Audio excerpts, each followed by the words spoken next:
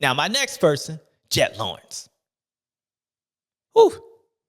We watched him ride outdoors, and everything that kid did was perfect. And even though, even sometimes he makes mistakes, they be like perfect mistakes. He made mistakes last season outdoors, and I was like, yeah, nah, everybody think he be playing around, but I actually think he be trying because you look like he be making some perfect mistakes, and that's pretty perfect to me. Like even my mistakes, they just be that perfect. So this weekend, you can almost see the two differences between Jet Lawrence. Jet Lawrence that makes perfect mistakes, and Jet Lawrence that don't make no mistakes and just perfect. I believe when he's out front, kid, hard to be beat, hard to be beat. And when he's battling, he's still hard to be beat. I mean, a lot of people figure that out, but I think you can see a youngster in him. Like I see myself in him. I see when I'm watching Jet Rod and he's battling, he's coming up to the pack. I thought a couple times, I was like, oh my God, he about to hit the ground, and not because he just don't know how to ride a motorcycle, but because hey, like as I was saying, there even with that racetrack, there's still some type of limit, and Jet is the limit. Like he is the limit. Like he ain't getting the needle. He is the needle. Like he's like, I'm the speed guy. And he know who out front. He knows the only way to beat Roxon is not let Roxon do what he did. And so he was trying to get up there, but Roxon was on another level. And what he saw was even when he was catching Eli and trying to catch those guys, that the faster he went, and it was like borderline, the same thing I say Eli maybe doesn't want to figure out and test that limit. Jet is still willing to do that to make up a few tenths on a track that's hard to make up time. Jet's going to figure out how to do that. He did it last weekend or a couple weekends ago at Anaheim. He's going to test that line. So when I was watching, I was like, oh, damn, dude, this track, how slippery those whoops are. And the fact is, to make up time, the things that you're going to have to do on a easy track that was really hard, I saw him making some mistakes. And as I was saying, you can see the two different riders.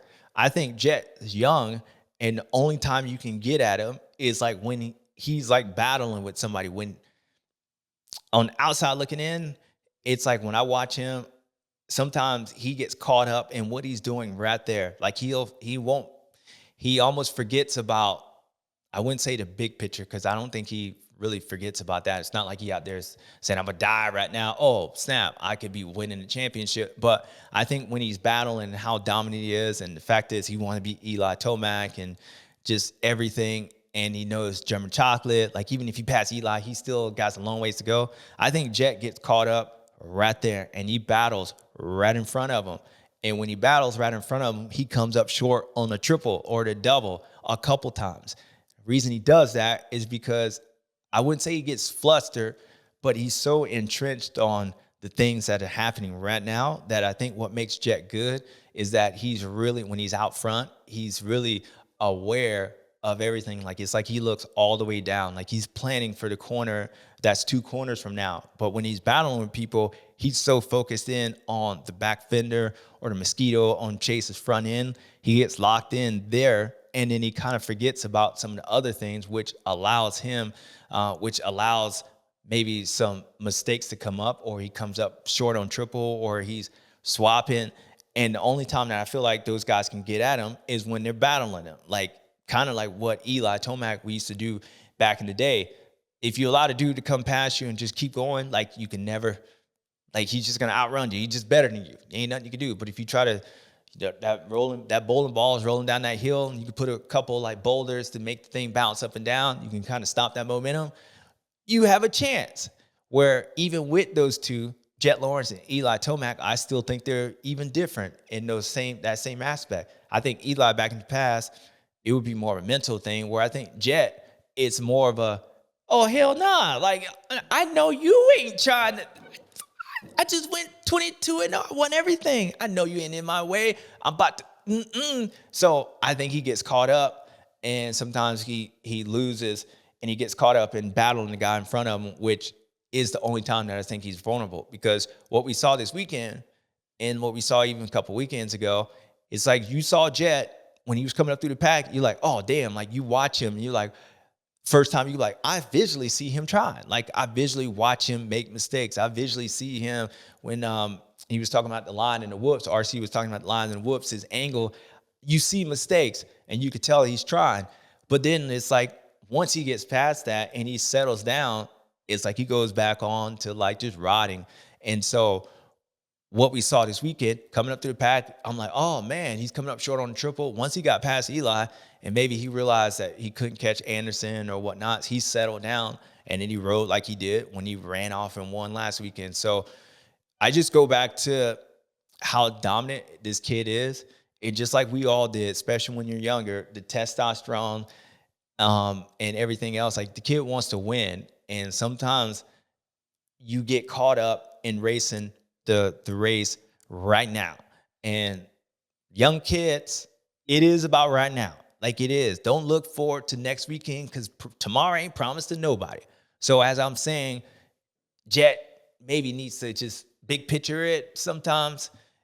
I might be contradicting myself in a sense to the younger kids because you need to be focused about beating the guy right in front of you. Don't worry about the guy up there yet because you need to get by this dude. Where I think in JETT's situation, what I'm saying is when he gets caught up in the guy right here, it's like you just caught this guy. And if you keep riding the way you've been riding, you probably go past him. But you get caught up right now and then you make mistakes or whatever. And that's the only time that it seems vulnerable because once you get past them, then you go back and there's no mistakes. And you're like, damn, you look like you're riding around. A couple years ago at Unadilla, when he was battling 401 Romano, when he lost the front end, it was the one race that I think he finished like 7th, one. After being pretty dominant, actually his last year in 250s, like he was winning everything, no mistakes. And then he had that one race. And it was like, whoa, where that came from? I think he crashed a couple times. It was when he was battling somebody. I think the kid passed him back or whatnot. And then all of a sudden you saw this burst of speed and he ended up hitting the ground. And the only time I've seen that is like when he's around other people. Now, granted, Supercross track is tight. You know, you're not going to ride your own lines. You're going to make mistakes. But as I'm saying, the kid's so damn good, you got to pick out the places that maybe he ain't as good at because he's great everywhere. And that's the only time I see that if you allow him to ride and be free, he can whoop your ass. But if you got a chance, that's where it's at. And he probably gonna watch this video and be like, thanks, Jake. I'm gonna figure that out too. And then y'all gonna lose again. But nonetheless, that's all I see. So Jett Lawrence rode great. He ain't hit the ground. He finished 3rd place. And he's got a red, yellow, blue, whatever. He got rainbow number plate. And he's your points leader. And if it ended today, like I always say, he would be your champion. And it ain't surprising. But the way it was going in the middle is kind of surprising unless you don't get surprised by anything. And Jett Lawrence winning and getting 3rd and just having the red plate and blue plate ain't damn surprising. So Jett Lawrence is a real good kid.